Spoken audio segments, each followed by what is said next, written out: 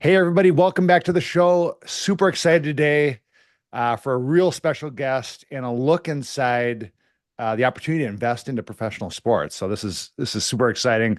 Kyle Auffray on the show today, principal of Champion Venture Partners, CEO, or as he likes to call himself, Chief Maverick Officer of Champion Management Company and former NFL football player. Kyle, welcome to the show. Yeah, thanks for having me. Glad to be here. Oh, my pleasure. My pleasure. Well, good. Well, this is super exciting. We chatted a little bit before we hopped on here, but maybe we'll get right into it. Talk a little bit Yeah. about what you're doing, the fund you're raising, and how this allows the fans to invest alongside athletes and other accredited investors into sports. Yeah, so it's interesting. We started this fund beginning of this year, January. I wasn't involved at the initial launch, but got involved pretty early in March, April timeframe. I came on board as a venture partner, and the goal was to build the largest sports asset fund in the country. Sports focus. So we want to have ownership of sports teams and leagues, as well as the entire sports ecosystem. So the goal is to own a piece of the sports tech, sports media, sports real estate, sports food and beverage, hospitality, sports medicine, you name it, anything in that world industry, right? So if you think about, we like to use, I'm here in Atlanta. We like to use the battery for the Atlanta Braves play as a great sample. What the Braves have done in Atlanta is when they built their new stadium back in 2018, 2019, one of those years, they not only built the stadium, but they built a whole ecosystem around the stadium. So it's called the Battery. Inside of the Battery, you have the Brave Stadium, you have all the parking, but then you have Omni Hotel, you have Comcast Central Division headquarters, you have food and beverage, restaurants, bars, shops, you have housing, apartment complexes, retail stores, movie theaters. They made like this little sports city or smart city. And the model is what people don't realize is the Braves own the entire thing, right? So the Braves don't just own the baseball team, they own the stadium, they own the parking, they own the ticketing, they own all the connectivity, all the internet, they own everything in that complex runs through them. So they own all the housing, so they're collecting rent. They own all the right. So they have a piece of the whole ecosystem. They have the media rights, they have the broadcasting, parking, concessions, you name it. They're not just getting a piece of the valuation of the team growing, but they're getting a piece of every transaction involved in and around the entire battery. And that's how NFL, NBA, Major League Soccer, all these owners of these big teams, that's how they really make money. That's how they make the most money. Yes, the valuation of the team goes up and up, and you see all these exit stories of, I bought the team for, 200,000, 200 million, and now I just sold it for 6 billion over 20 years. That's great. The value of the team in the league is going to continue to go up with broadcasts and rights. But from a month to month, quarter to quarter, year to year basis, those owners and the team owners are making money off of the operations, right? The day-to-day operations of, again, parking, ticketing, merchandise sales, food and beverage, rent, utilities, you name it. So we said, why don't we build out a platform that can essentially offer that same thing, but to everybody? Instead of, you don't have to be the owner of a team to get a piece of every industry inside of sports. So we created Champion Venture Partners to be that accessible access to the entire sports ecosystem. So our model is to go into buying minority stakes, maybe majority one day, but as we just launched our fund and we just finished our first $100 million capital raise, as we launch into owning a minority stake in Major League Soccer, Major League Baseball, National Women's Soccer League. We're looking at some European premier soccer clubs. We're looking at professional bull riding. We're looking at WNBA. We're looking at youth sports, right? We're looking at college and NIL, right? Getting a piece of everything across the board, whether it's an expansion team or an emerging league. We want to have a piece of that team, as well as our fund is going to own 10 to 15, maybe more, maybe 20 portfolio companies that fit inside of that ecosystem. So if we break it down, we might own 2 to 3 sports media companies. We might own 2 to 3 food and beverage companies. We might own 2 to 3 sports medicine companies. We might own 2 to 3 apparel gear companies, whatever that round, give or take. And then when we own that team, and we want to be able to get enough of that team to have a board position in that team. Sure. We have some type of a say in the operations and other companies or vendors or products that we bring in to sell to fans and players and you name it. And so the goal would be then to be able to take some of our portfolio companies and just to plug and play them right into the ownership of the teams that we have, right? So again, let's say we own a company that helps with food and beverage delivery inside of a stadium, right? And we own let's just use the Braves. We don't own the Braves, Sure. Transparency. But let's say we had a piece of the Atlanta Braves and we were a board seat and they were looking at some unique food and beverage options. We would say, great, you guys should check out XYZ company. They're in our portfolio. They do this, this, and this, and they have all these capabilities. And it would be a perfect fit. Right. So obviously having ownership of the Braves would be great, but we would obviously also monetize the growth of bringing in those portfolio companies as they grow into the sports teams and leagues. So that's the basis of how we're structuring the overarching ideology behind our fund. So that's the fund structure. Any questions there before I get into the actual retail side of it? No, that's fascinating. It's just interesting. So I don't want to ramble for an hour. No. So. I was just having a conversation with the chief human resources officer for the Minnesota Vikings used to be in that role for the Braves. Yep. And she talked about building out the battery and then how the Wolves are trying to do the same thing up here in Minnesota around the Vikings complex. So I spot on understand exactly where you're going here. Yeah, this whole sports city. I mean, they've done it well. The Braves have done it well. There's kind of a feel of it with Jerry Jones and the Cowboys. Sure. The problem with the Cowboys is they have the stadium is separate and away from Frisco, the Star, which is where their practice facility, which is at the Star and their training complex. That's kind of the model. They have shops and businesses and restaurants and all that stuff. But at the stadium, it's just the stadium. Yeah. But Oracle Park has done it up in San Francisco, right? So a lot of people are going that route.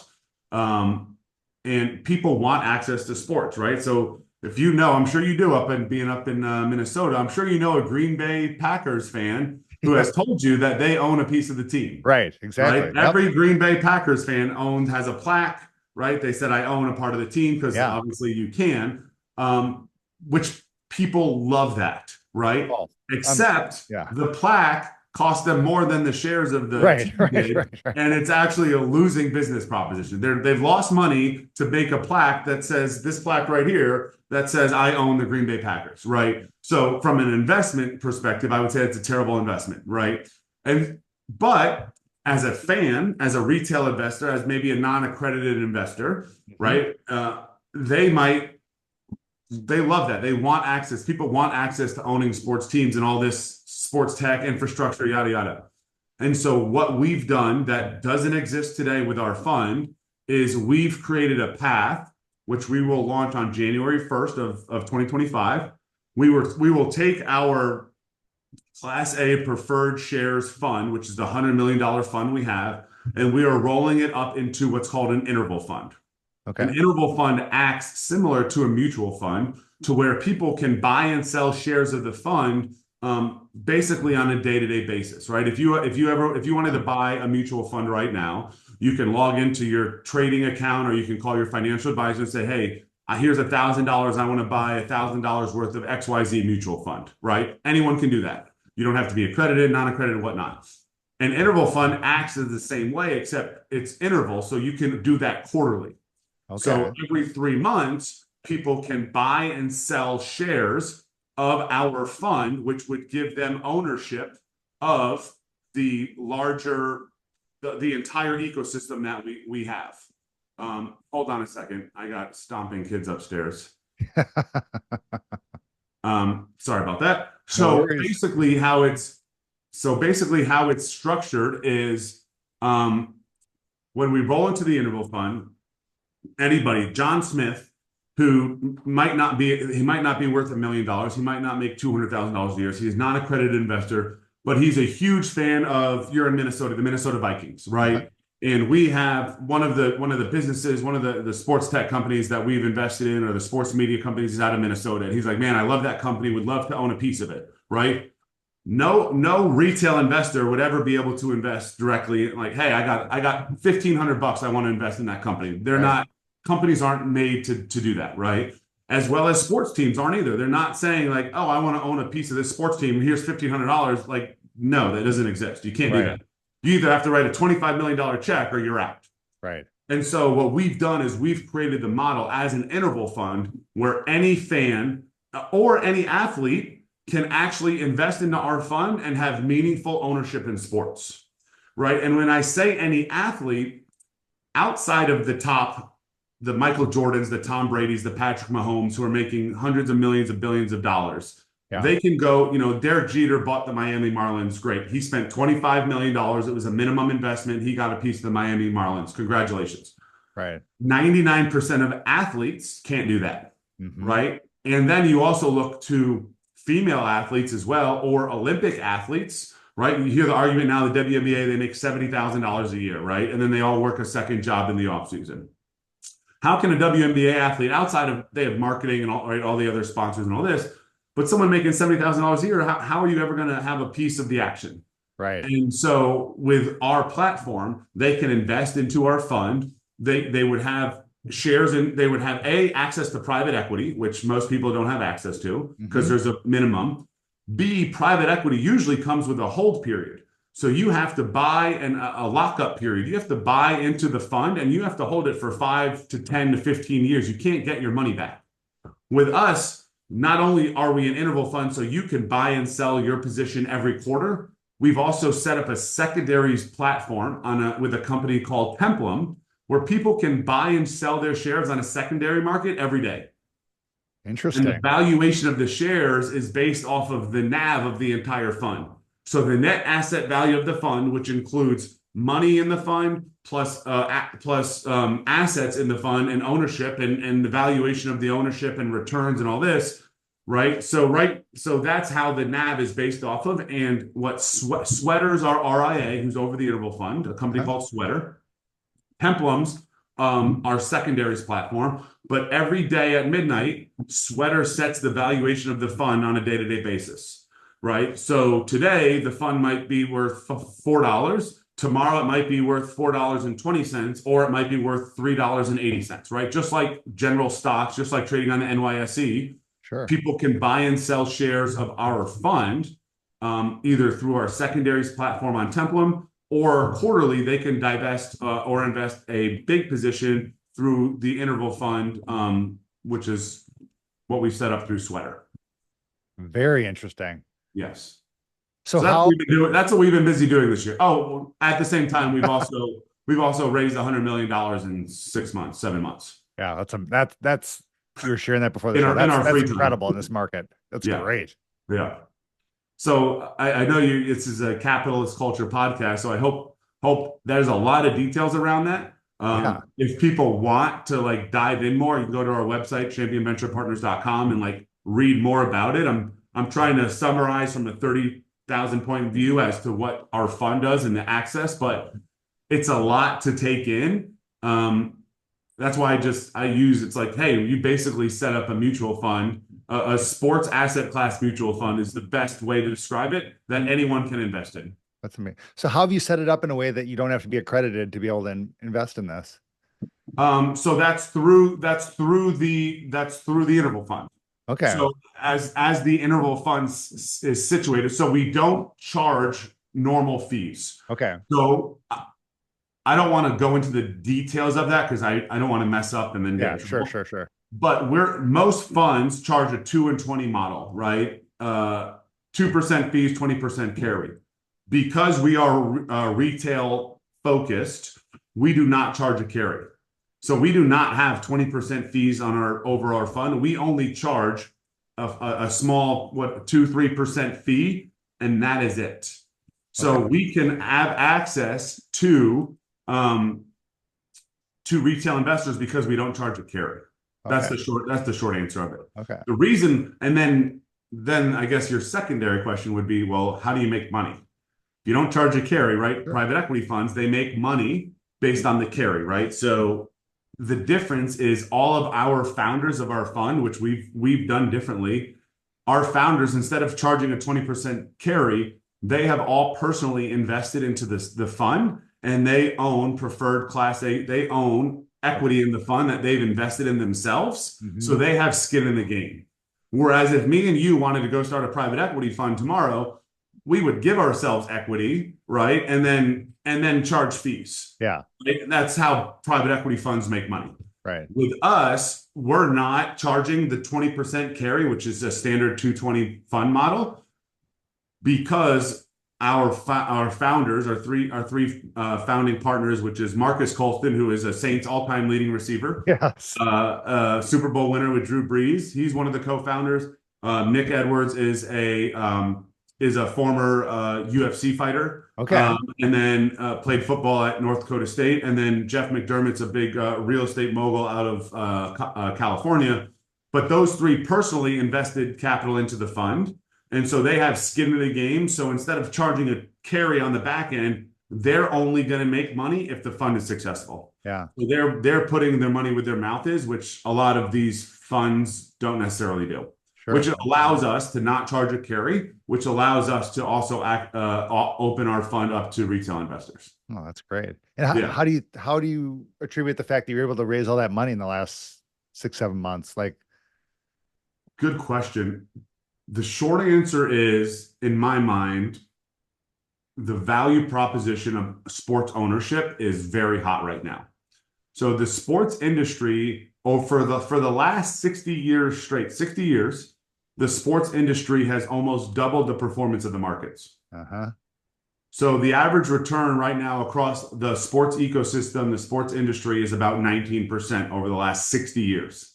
That's Right. incredible. Whereas the markets range between 8 and 10%. Yeah. Right. And so because of that and the limited accessibility to the sports, the fact that we're offering accessibility to the sports, people want a piece of this. We already have upwards of $700 million committed to our interval fund for 2025 once we roll into that interval fund. The other thing, what we've done with the interval fund, the reason I say that is because the initial fund we've launched now, the Founders Fund, the $100 million, believe it or not, that is too small for a lot of people to play in, right? When you deal with some of these family offices and bigger investment groups, like some family offices, the minimum net worth to be a part of their family office is $100 million. Right. So they're not interested in putting money, they don't want to put $20-30 million into a fund, and they own 30% of one fund. That's too much. Yeah. When we roll into the interval fund, it'll be evergreen and it'll be uncapped. Okay. So we're not going to say, hey, we're going to raise this to 500 million, and then we're going to close it and then start another fund. We're not going to do that. We are going to raise this fund to 2, 3, 4, 5, hopefully $10 billion over the next 5 years. There's no limit, no cap, as well as a lot of financial advisors can offer this to their clients as an alternative investment, right? So, hey, Kip, let's review your portfolio, right? You own some tech stocks, you own some gas and oil and energy, right? You own some real estate, right? That's all great. You got about 10 to 20% left in your portfolio here that we want to put in some alternatives. What interests you, right? Most people, if you give them a chance, if you put out, hey, would it interest you to own into a big sports fund and own sports teams and leagues? Most people will say, hell yeah, that sounds awesome. Yeah. Right. Especially just in the world we live in the sports culture in the US, for them to say, yeah, I can just pull money put money in that's in my investments into the sports industry. Absolutely. And so because of that, and we've made it accessible for, again, financial advisors, Wells Fargo, Chase, whatever, they can set this up as an alternative investment class for their clients to have access to. Yeah, that was kind of the next question. So could people roll we've had money into this? What? Say it again. I said, could people roll some of their retirement money into this, or stick this in their 401k? That would be based off of how they're set up with their financial. I don't want to speak for that. That would be a question to ask your financial advisor. I'm not a financial advisor. Right. I can't give financial advice. we're SEC regulated, so I have a lot of rules here. Yeah. I Yeah. would say you could talk to your financial advisor about that and have that discussion. But there will be certain situations if we have a relationship with that financial advisor or that broker dealer or that bank that those things could potentially happen. Yes. Oh, very good. So yeah, so it's or obviously people could also directly invest themselves, right? Yeah. You could go right now and open up a TD Ameritrade or a Webull or a trading account right now and put slap $1,000 onto a stock just by yourself. You don't even need a financial advisor anymore, right? Mhm. Same thing with us with our secondaries platform on Templum. Once we roll into the interval fund on January, anyone can log in, create an account, and throw $500 right in. You don't even need you don't even again, I would always recommend you talk to a financial Right. advisor, but you don't need to, right? People can just say, "Man, I want to own a piece of this. I got $500 later on. I got $1,000 later on. I got 5 grand. I got my taxes back in April. I got 5 grand laying around. Let me throw it into this sports fund because I love it, right? So when you also log into the account, when you have the account, you'll see all the ownership. You'll see the teams, the sports tech, the companies that are in that. Just like if you were reviewing your 401k or your mutual fund, and you would look at all the companies inside of the fund, you'll have full transparency and access to see all of that on a day-to-day basis. Who So, you've invested in, what position you have, how much ownership, yada yada. oh, that's excellent. So is the Yeah. fund already launched, but just the interim piece will happen in January, or what stage Yeah, is so the that? fund is launched. The Okay. fund is launched, and we are starting to make deployments. Okay. We are finishing up the raise, the initial $100 million raise. We have it technically on paper, we have it oversubscribed already. We Okay. are just waiting on final contracts and money to hit the account to be completely closed out. But yeah, so the fund is already up and running. We've already deployed investments. We plan on deploying about 5 to 7 more investments by the end of the year so that when we launch the interval fund, we want to own 1 or 2 sports teams and have about 5 or 6 portfolio companies already cash flowing, revenue generating live in the fund for the launch. Obviously, you don't want to launch an interval fund on January 1 and people are like, what are you investing in? And you say, well, we don't have anything yet, right? Right. Just send us money. So we're going to have a handful of investments. Again, the goal is over the next few years to have probably anywhere from 10 to 20 portfolio companies and anywhere from 5 to 10 sports teams or leagues that we have ownership in. Okay. As the fund continues to grow from 100 million to a billion to a $5 billion fund, the goal would be to continue to maintain and grow those 10 to 20 portfolio companies, but take more ownership or bigger ownership into sports teams and leagues. Very good. If Super that makes exciting. sense. Yeah. And I don't know what you can share as far as like where you're deploying the money now, but Mhm. I mean, can you name teams or sports? I mean, is it It's a football, blind, yeah. soccer, or So can you not share any of that? it's a blind pool right now until we Okay. launch the interval fund. Okay. But I can tell you that we are in deep conversations with a sports team out of Europe. Okay. We have 3 or 4 expansion teams here in the US across different industries. Okay. So I will tell you everything from soccer to hockey to baseball to youth sports. NFL for us is down the road. The NFL obviously just announced. Everyone Right. wants to know, oh, the 10%. They've only approved a handful of funds. Our Hmm. fund is not big enough yet to be a part of that. Obviously, the goal for us would be over the next 3 to 5 years to get our fund into position to own a piece of an NFL team because that's obviously something everyone wants. Hmm. Um, and then from a portfolio company side, we have a sports medicine company we're looking at. Okay. We have I already mentioned it, a kind of a food and beverage concierge service that we're looking at. Sure. Let me look at I have a board over here. We're looking at some a bag apparel gear company. We're looking at there's another sports wellness medicine clinic that we're looking at. We're looking at we're looking at some really cool sports tech in terms of um, payment processing, stuff behind the scenes to do with transactions and rewards and benefits in a stadium and be able to take that, cross that over into your real life and vice versa. So we got some sports media stuff we're looking at for integrations into influencers marketing and podcasts like this. And Okay. so there's a full range of different items that we kind of have in the in the wheelhouse right now. And so again, as we start deploying the capital and as we start actually formalizing those investments, come January, we'll be able to make those announcements publicly, as well as anybody who's on our platform as an investor will have access into what they are. So they'll Yeah. be able to research them, look them up, check them out, all that kind of stuff. Oh, that's awesome. Yeah. Are So people? I can't say too much other than Yeah. that. We've got a lot. We have about 15. We have about 15 portfolio companies under diligence right now, and about 10 sports team and league opportunities under diligence right now. So Okay. we are a little busy.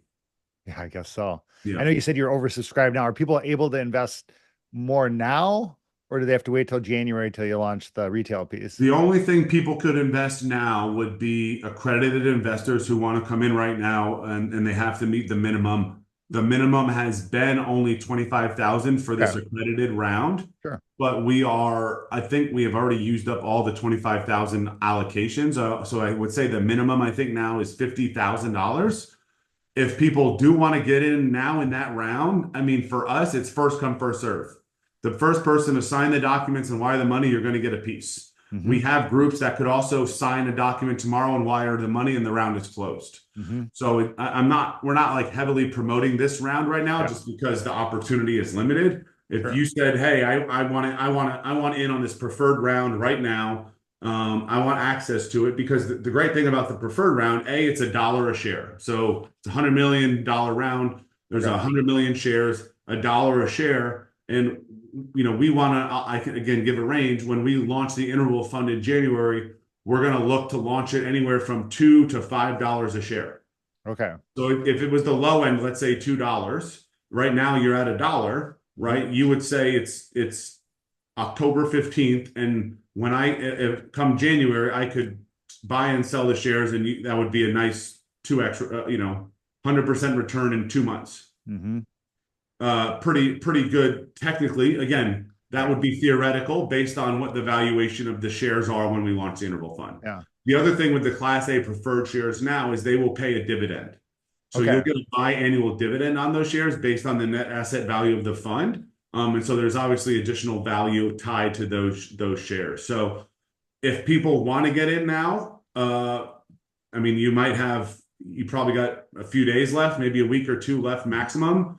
Um, that if you wanted to come in for an amount, you'd have to get the documents, sign them, and wire the money before the round is closed if you wanted to get in now. So yes, there's Sure. still some opportunity left, but Okay. slim to none. Yeah.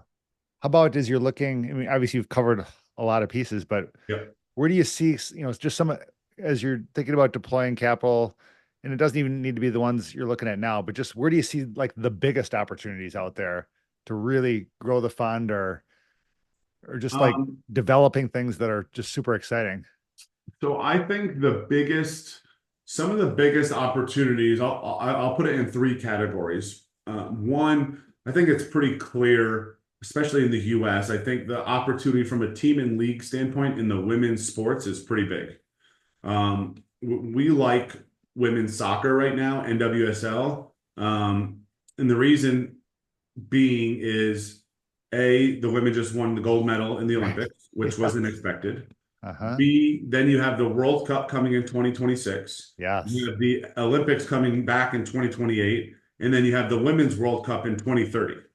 Uh-huh. So over the next, what is that, 6 years, 7 years in the US, you're going to have all of those soccer events right in the US. So logically, it'll bring a lot of attention to the sport and the growth of the sport in the US. So I think there's an interesting opportunity there. And the great thing about NWSL is a lot of the teams that are open, which is National Women's Soccer League for those of you who don't know. The great thing about that league that we like is a lot of those teams are building their own venue. They're building their own, it's a smaller stadium, 10, 15, 20,000. Sure. But they're building their own venue, which allows us to go back to the initial conversation is you build the venue, you control the ecosystem, you control the parking, the food and beverage, the vendors in the stadium. That's of interest to us versus, again, this isn't a attack, but from a WNBA perspective, the WNBA, if you compare the two investments in our mind, everyone's got their own opinion. In our mind, the WNBA, they're just renting space in an NBA stadium, Right. or a venue, right? And so they're not going to own the stadium. They're not going to own the ecosystem. The beneficiary of a WNBA team in a city is the owner of the arena that already exists. And so it's a great investment. If you're the owner of an NBA team, the WNBA is a great investment. Why? Because that brings 3-4 more months of revenue and usage to your stadium year round, right? Which is pretty much the NBA offseason, right? So it's great if you already own the food, the beverage, the parking, the stadium, the venue, all that. It brings more people into your space, For sure. right? And so some the NWSL teams will be playing in another stadium, an MLS stadium or something else. But the goal for NWSL is for all those teams and leagues to have their own venues and stadiums, which is in our wheelhouse. So for us, that's a more attractive investment versus the WNBA. Okay. From a technology standpoint, I think it's kind of been the same thing, but I think it's data and it's knowing your customer, it's understanding your customer and improving and increasing the customer experience. The price of sports has gone up tremendously. So when fans go to a sports event, they want to have an experience, not just watch a game. Right. Right. Totally. So the fan experience side of these, which goes to everything from the ticketing experience, the food and beverage experience, the engagement, whether it's engagement through the Jumbotron, if it's engagement through interactive fan stuff, doing stuff from your seats, from your phone, stuff throughout the stadium where fans can compete against each other. There's a lot of really interesting new technology coming out that allows fans to be more involved with the game and with the teams and with each other. Whereas I would say for the last 10 to 15 years, the problem stadiums have had is people go to the game and they sit like they're at the game on their phone the whole time, right? Yeah, yes, I've seen that firsthand. It's unbelievable. It's unbelievable. And I'm like, well, why didn't you just stay home and watch it from Right. TV? Save money. Right. But so then now the teams have started adjusting to how can we turn this into a better experience for the fan? Right? How can we get them involved through our team app? Is there a fan engagement thing we can do through the app? If you're already on your phone, how do we get them ordering food and beverage from their phone faster versus having to go up to their seats? They're already on their phone. So to me, it's, again, as technology evolves, for teams and leagues to be ahead of the curve, to be able to use technology to better serve and increase the experience of the fans in their venues. And it doesn't go for just sports. Also, those same sports arenas also have concerts and shows and all this stuff, right? So that whole entire situation, that whole ecosystem, that's a big one. And then I think the last thing for us is I mean, it's in every fund, it's real estate, right? Right. We want to be able to, right? If you say, hey, I'm going to start a sports team, I'm going to build a stadium in this area, right? Well, if I know I'm going to build a stadium over there, before I announce plans to build a stadium over there, guess what I'm going to go do?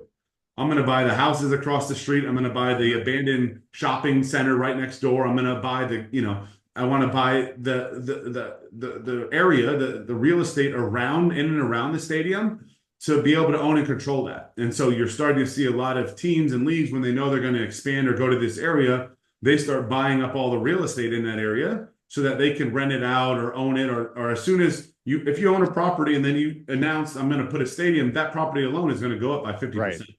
Yeah. So the real estate play and having access to we have a real estate vertical in our fund that's separate, kind of separate and away from the sports side, but they're still intertwined. And so just having that real estate arm, which obviously is a very strong asset class as well. That's something that also investors like to see because that's kind of a, I guess, safer play because obviously real estate's always going up. So being able to balance more aggressive investments, maybe like tech, with a more safe, steady investment like a real estate to where, the returns, obviously our goal is to have really good returns, but as a fund, private equity, you're going to tell people anywhere from a 20 to 30% annual return, which is what you usually get standard out of private equity. Again, compared to the market, that's more than double the return of the market. So for us, it's a really sexy asset class. People love it. People want to get involved in it.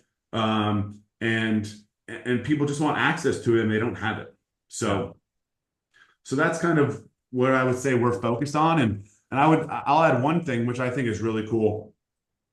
Part of our fund structure, how it's set up is we have, as you mentioned at the beginning of the call, I'm also the CEO or the Chief Maverick Officer of the management company. Yeah. And so what we've done is similar to what KPMG does. And so when we invest into a company or a team, the fund also pays for our management company, which is separate and away from the fund, but they pay for the management company to go into that investment and help them grow and scale. Okay.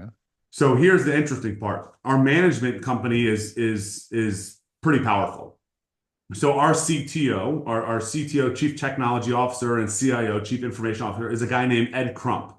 You can look him up. Ed Crump is the founder and patent holder of Amazon Alexa. I don't know if you've ever heard of that. So he built Amazon Alexa for Jeff Bezos. Then he went and helped build out Netflix's back office for Reed Hastings. And for the last 6 years, he's been the global head of innovation for Nike. Wow. Ed's a good friend of mine that I was able to steal away from Nike, and now he's our CTO inside of our fund. That's incredible. So when I say we're doing some really cool things with tech, and I can only say a little bit, that's why. I can only say a little bit because half the stuff he says and does, I don't understand. Yeah, right. I'm sure. You might as well be speaking Chinese in that conversation because I really don't. They start talking about divs and devs and dots and all this stuff, and I am the long gone. So Ed's on our team as our CTO, so he's overseeing a lot of the technology. Any investment we make into tech, Ed tags along with the management company to help grow and scale that technology at that level, right? So you want to talk about growing and scaling a technology, you got the founder of Amazon Alexa in your back office. Nice person to have. For sure. Our CSO, our COO, CSO is a guy named Jamil Northcutt.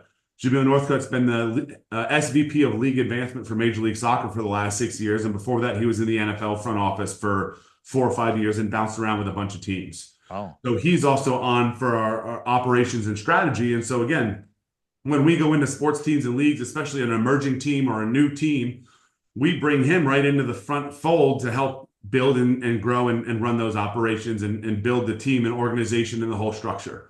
So having that in your wheelhouse is really nice. Again, it's also a protection of the investment, right? So our fund makes the investment and then they deploy these high-level people. They know what's going to get done on the back end, which is really nice. Our CMO is a woman named Alexa D'Agostino, a longtime friend of mine. She runs and she has built and runs the 3rd largest private marketing firm in the country. She's out of Florida, former professional soccer player. Okay. And she is our CMO. So when we go into companies, a lot of earlier stage investments, the tech side, these companies that are around a Series A, Series B company, a lot of them don't really do marketing is not the priority, right? It's a secondary thought, but they're getting to the point where marketing needs to become a priority, right? Marketing, social media, ad spend, all that stuff. And so we bring Alexa right in with her team to fine tune, tweak, or even possibly take over the entire marketing arm of that organization. So that, and then myself for the last 4 years, I've been running and helping lead the team at Comcast Sports Tech, which is the venture capital arm for Comcast that invest in, we have 40 portfolio companies that we invest in and grow and scale for Comcast broadcast partners. So our clients are NASCAR, PGA, WWE, Premier League, NBC Sports, all those are our clients that we've been searching the globe for the top technology. We invest in that technology. and then we scale it through our accelerator program. We help grow and build those companies to be deployable to those broadcast partners. So that's my expertise, is helping grow and scale businesses. And so our team, with every investment the fund makes, they also deploy our team to go in there, roll our sleeves up, and instead of an investment, hey, we're going to invest $2 million into this company, they're going to turn around and immediately go spend that on people, tech, marketing, operations, where we're like, don't do that. You don't even need a $2 million investment. You only need a $1 million investment. Keep your equity, and we're going to deploy our management co to actually help you with all those things that you were going to go spend all your money on. So it's a really good system in place. Plus, it helps. Obviously, you're not going to guarantee a return, but it's a risk mitigation tactic where we're going to increase our likelihood of success for those investments because our management team is so strong. So that's a whole nother aspect of the fund that I'm also helping run and manage, which, is a lot. That's really, that's incredible. I mean, what a yeah. team you've built. Yeah, we have a very, very good team. It's growing by the day. We're working on a few more people. I'm trying to steal away a few more people from some high-level companies that I know that we'll see how it goes. I'm not going to say much more than that. But yeah, I mean, we're building a really powerful team, and we're really excited about where this is going. And we're getting a lot of excitement and traction from media, from investors, from family offices, from other private equity groups that want to partner with us, and yeah, former athletes. I mean, 20% of our fund is taken up by current and former athletes already invested in. So we're pretty excited, and we're just rolling full steam ahead. A lot of caffeine. So Yeah, I bet. yeah. And what a But it's value add to good. bring that team to bear to the fund and your investments. I mean, that in and of itself is incredible. Yeah. Yeah. It's, for me, I mean, personally, I'll get personal here for a second. This has been something I've probably been building without knowing it. I've kind of been building this for years, for a long time. I mean, I would argue almost my whole life. So Alexa, who's our CMO, I've known her since we were 5 years old. Oh, wow. We grew up together. Huh. And then we grew up, we went to the same high school, and then, people go to college, go our separate ways, and we connected a few years back out of left field, right? Jameel Northcutt, he was in the front office of the Cleveland Browns when I played there in 2014. That's when I met him. Okay. So we've had a relationship since 2014, but we've never done anything together. I've been over here. He's been with NFL. Then he was in Major League Soccer, right? And we kind of had our separate paths, and now it's brought us back. I met Ed Crump about 3 or 4 years ago when Nike launched their new building in Atlanta. They opened up a new tech center in Atlanta.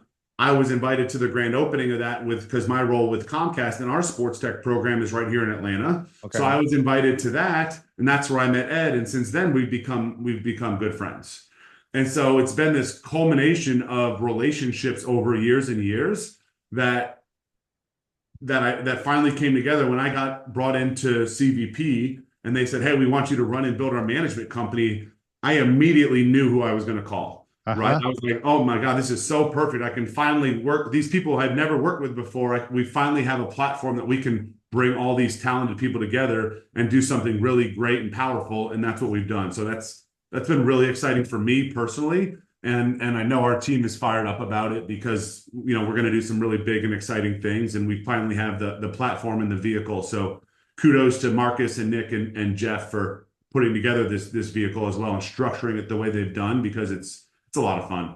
Yeah. That's incredible. That's marvelous. Yeah. So it's a great investment. Any of your listeners can invest. You can look it up, Champion Venture Partners.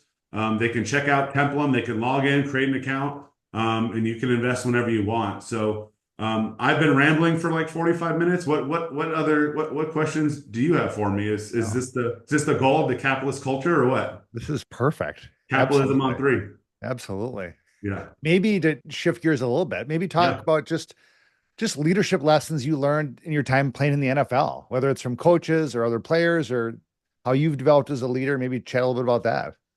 Yeah, so it's interesting. I was at a family office event about 2 weeks ago. I was on stage on a panel, and the guy, the host or our RMC, asked me a similar question, like what's one thing that really pops in, and it's this philosophy, this kind of quote that I heard few years back, not when I was playing. I have some other like motivational stuff. I'm a very kind of motivational, inspirational, positive kind of guy. Yeah. But one quote that I heard a few years back that's just really stuck with me is that you don't always rise to the level of your goals, but you'll always fall to the level of your standards. Yep. Yes. And I heard that a few years back, and that just I've always said like raise your standards, right? And I never put it together that way. And people have all these goals and dreams and ambitions and all this, but they like I always use diet as an example, right? Uh-huh. You look like a fit guy. I'm a gym guy, right? Uh-huh. People always say, I want to lose weight, right? I want to, I want to get fit. I want to get healthy. You hear that all the time, and they go on these fad diets and this and that, and they rise to those goals for a few weeks, and then what do? They fall back to the level of their standards, right? And so for me, like from a leadership success thing is from day one, set a standard for yourself Mm. and for your team. And this also crosses over for me into my family, right? And I see it both ways. Like I have three kids. Uh-huh. And for me, like the standard that myself and my wife set for them is and for the standard we set for ourselves is going to be automatically reflected in their lives, right? How we do things. We go to the gym, we do this, like we work, we're on time, we pick up after ourselves, we're respectful to others. Like that standard we set reflects on them. Well, same thing in business, right? The standard I set as a leader is going to reflect the team around me. And you can have all these goals and ambitions, but if your standard is really low and shit gets hard and business gets hard or things don't go well, you're going to fall all the way down to the standard that you had set. And if that standard doesn't keep raising and you keep raising your standard, then you're going to have ups and downs and it's just going to be a big thing. For me, it's always the standard continues to raise, the goals raise, but when the goals Uh-huh. go up, the standards go up. Yeah. And so that's something that that's something that has really like resonated with me over the last few years is just kind of raise your standards. The other thing, one of my favorite quotes from when I played, this is a football back in the day, that my coach always used to say I hear what you're saying, but I see what you're doing. Uh-huh. And that's, people talk a big game, yada, yada, but actions speak louder than words, right? And so Yep. I love our team because everyone on our team is roll up your sleeves and get in the work.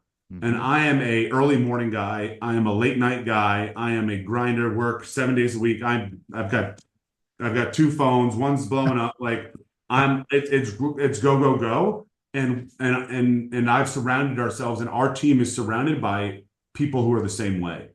And that's very hard to find. Usually you have the high level, the CEO, maybe one or two others that are the like overachievers, like grinders. But our whole team and fund has been surrounded by people who are just getting after it right now. And so that's been a big differentiator for me is surrounding myself with people who are very like-minded to my work ethic. And it really makes my job and my role very easy when I don't have to babysit, when you don't have to babysit people. Yeah. And so all the people on my team, some of them talk big game, some of them are quiet, but at the end of the day, they all get the work done and we're all progressing in a great way. So that's one thing that's again, it's kind of like I don't want to say corny motivational quote, but it's something that really resonates. So Yeah. Oh, that's fantastic. It makes me think of another quote that I think we both know, which is you talk about your kids or even your team that things are caught, not taught. yep, But it's not what you're telling people, it's what they see you doing, whether it's your kids or your team. yep, Like they learn by catching what you're doing, not what you're right. telling them to do.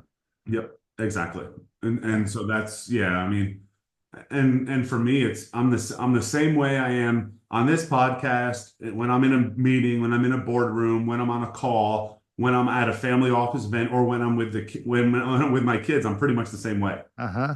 And I joke around with my team a lot, but I was on stage at the family office event. I'm making everyone laugh and like you got to have fun, right? And Yes. I said I got the mic at the family office event, and there's probably 300 people, 400 people in the room. And I said, all right, I'd like everyone to stand up, please. And I said, okay, everyone put your hands over your head. And then I just sat down, and everyone was like, what? I was like, I just wanted to see if you guys were listening. You guys can sit down too. And that, just like stuff like, but I would do that with my kids, right? Yeah. Just like, stuff like that, just making it fun, making work enjoy. I mean, it's work enjoyable, right? The whole, if you love what you do, you don't work a day in your life. Like it's fun for me. Yeah. It's cool. Like the chase, the raising capital, the building businesses, the investing, the helping companies grow and scale, and seeing the end result of that. It's a lot of fun. Like you're building something. Yeah. And so yeah, man, it's been an enjoyable journey, and we're just taking off, and yeah, man. So it's exciting. Yeah. That's awesome. How about we're kind of getting towards the end again, a little insight into playing in the NFL. Do you have a favorite play or favorite game, or just like, what's your greatest memory from playing football professionally? I didn't play that much. I didn't have that many. I would say for me, it was probably, I mean, there was a lot. I mean, Yeah. when I was in Arizona, I mean, my locker was right next to, I was literally the adjacent locker to Larry Fitzgerald.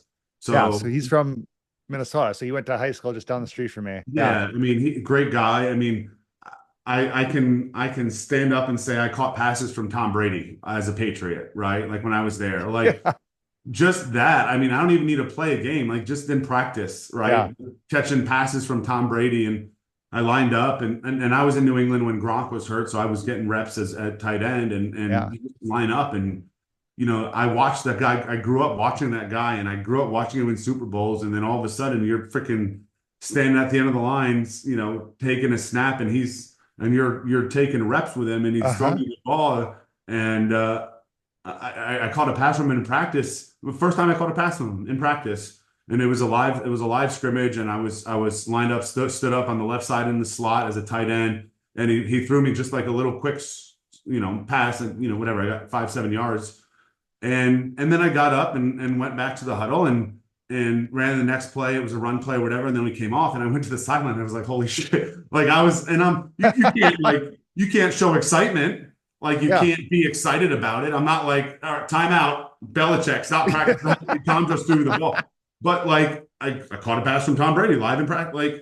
That's really cool. I would Yeah. say moment for me was when I was with the Oakland Raiders. Going to playing in Lambeau Field, Hmm. stepping on the field there, like stuff like that was really cool. I mean, there was a lot of different memories. I didn't play very much. I was a practice squad, camp guy, Okay. inactive special teams guy. So I had no recorded catches in the NFL, Uh-huh. which it is what it is. A lot of guys don't, but I got there and I shouldn't have. That's a whole other story. So I made it, and I played with 4 teams over 4 years, and had Yeah. some great experiences. But I would say catching passes from Tom Brady is pretty high up there, and running out onto the field and playing at, even though it was a preseason game, playing at Lambeau, on Lambeau Field, Yeah. and a lot of cool different experiences. So No, little shit like that is cool to me. for So sure. No, yeah, that's amazing. yeah. That's very So cool. that's what I got for you. No, that's perfect. How about any parting words, thoughts, whether it's about the fund or anything else, just Yeah, any I way you guess, I want to mean, to leave your things? followers, if you guys are if you're looking for an opportunity into sports, into private equity, into sports asset, into sports ownership, if that's your wheelhouse, definitely come check out Champion Venture Partners. We're very active on LinkedIn. You could check out the website. You could subscribe to our newsletters, our emails. Our fund will be set up January 1 for anyone to invest into. So that'll be really cool. And then if you want to connect with me, LinkedIn is my bread and butter. So, I mean, you can search me, Kyle Auffray. I'm the only one in the world, so I'm not hard to find. You could just search me on LinkedIn. I'm the only one that pops up. And yeah, appreciate the time. This was great. And we have one of my business partners, and someone who we work with in the fund. his at the end of every call, he's a big capitalism guy, and he always says capital. You know, when we break it down, he always says capitalism on three. He That's actually trademarked awesome. capitalism on three. That's So awesome. I love it. I'll actually introduce you to Ryan. He'd probably love to come on this and talk capitalism with you. That'd be great. Yes. But I'll give it the breakdown of capitalism on three. And again, thanks for having me and appreciate this. And hopefully, yeah, tag me and I'll share it. And yeah, thanks for having me. For sure. Yeah. And we'll have all your contact info and Champion Venture Partners, Champion Management Company. We'll have it all in the notes, show notes, so everyone can get access to that and reach out to you or to the fund to invest. But really want to thank you again, Kyle. This is an honor and it's Thank fascinating. you. I love this sports stuff and love private equity. So thank you so very much. Thanks a lot, man. Appreciate it. Oh, you bet.